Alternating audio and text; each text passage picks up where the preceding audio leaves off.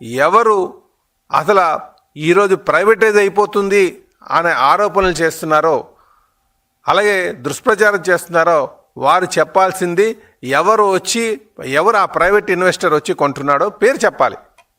ఊరికి ఏదో ప్రైవేటైజ్ అయిపోతుందని చెప్పడం కాదు, ఆ వచ్చి పేరు చెప్పండి. పలానా కంపెనీ వచ్చి కొంటుందని చెప్పమనండి. కనుక ఇలాంటి దుష్ప్రచారం మానుకోండి.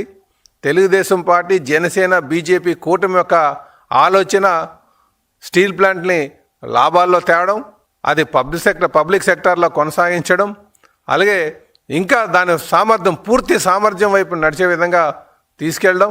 ఇప్పటికే ఏదైతే 10 సంవత్సరాలుగా మొదలు కానటువంటి బ్లాస్ట్ ఫర్నెస్ ఉందో ఈరోజు ఆ బ్లాస్ట్ ఫర్నెస్ స్టార్ట్ చేయడం జరిగింది. మునుపెన్నడూ లేనటువంటి సామర్థ్యం, ఆ కెపాసిటీకి ఈరోజు నడుస్తుంది. అలాగే ఇంకో విషయం కూడా తెలియజేయాలి. నెలకి స్టీల్ ప్లాంట్కి సంబంధించి నెలకి 240 కోట్ల రూపాయలు జీతాలు వెళ్తాయి. 240 కోట్ల రూపాయలు. ఈ 200 ఆ ప్లాంట్ బ్రేక్ ఈవెన్కి రావాలంటే, అంటే అది అటు లాస్ లేకుండా ఇటు లాభం లేకుండా నడవాలి అనుకుంటే, నష్టం లేకుండా నడవాలి అనుకుంటే మినిమంగా దాంట్లో 2 బ్లాస్ట్ ఫర్నెస్లు పూర్తి సామర్థ్యంతో పనిచేయాలి. ఉన్నటువంటి 3 బ్లాస్ట్ ఫర్నెస్లో 2 బ్లాస్ట్ ఫర్నెస్లు పూర్తి సామర్థ్యంతో రన్ అవుతే బ్రేక్ ఈవెన్ పాయింట్ వస్తుంది. అంటే నో లాస్ నో ప్రాఫిట్ స్టేజ్కి వస్తుంది. ఈరోజు కార్మిక నాయకులు కావచ్చు, విమర్శలు చేస్తున్న అందరూ కూడా సమాధానం చెప్పాలి. గత 5 సంవత్సరాలుగా ఆ సామర్థ్యం నడిచిందా? 2025 నాటికి ఎన్డీఏ కూటమి అధికారంకి వచ్చినప్పటికీ ఆ ప్లాంట్ రన్ అవుతున్న కెపాసిటీ 30% కెపాసిటీ, 20 to 30%. అంటే ఒక బ్లాస్ట్ ఫర్నర్స్ అలా వెలిగించి నడిపించేవారు. ఆ స్టేజ్లో ఒక టన్ను స్టీల్ తయారు చేయాలంటే 2.5 లక్షల రూపాయలు అవుతుంది.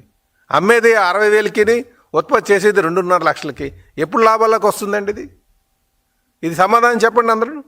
ఈరోజు పూర్తి స్థాయిలో నడిస్తే, ఖచ్చితంగా ఈ సామర్థ్యం మీద నడిస్తే నెలకి 100 నుంచి 200 కోట్ల లాభాల్లో నడుస్తుంది. ఇది ఓర్వలేక ప్లాంట్ ప్రైవేటైజ్ అయిపోతుందని చెప్పేసి దుష్ప్రచారం చేసి దాని మీద బతకడం మొదలు పెడుతున్నారు. కనుక ఇటు రాజకీయ నాయకులు కావచ్చు, లేకపోతే కార్మిక నాయకులు, ఎవరైతే వైసీపీ నాయకులతో మమేకమై ఉన్నటువంటి కార్మిక నాయకులు కావచ్చు, వీళ్ళందరూ కూడా గమనించాల్సింది ప్లాంట్ ఫుల్ కెపాసిటీ మీద రన్ అవుతేనే లాభాల్లో నడుస్తుంది. ఇకపోతే అందులో ఉన్నటువంటి సర్వీసెస్ ఏవైతే ఉన్నాయో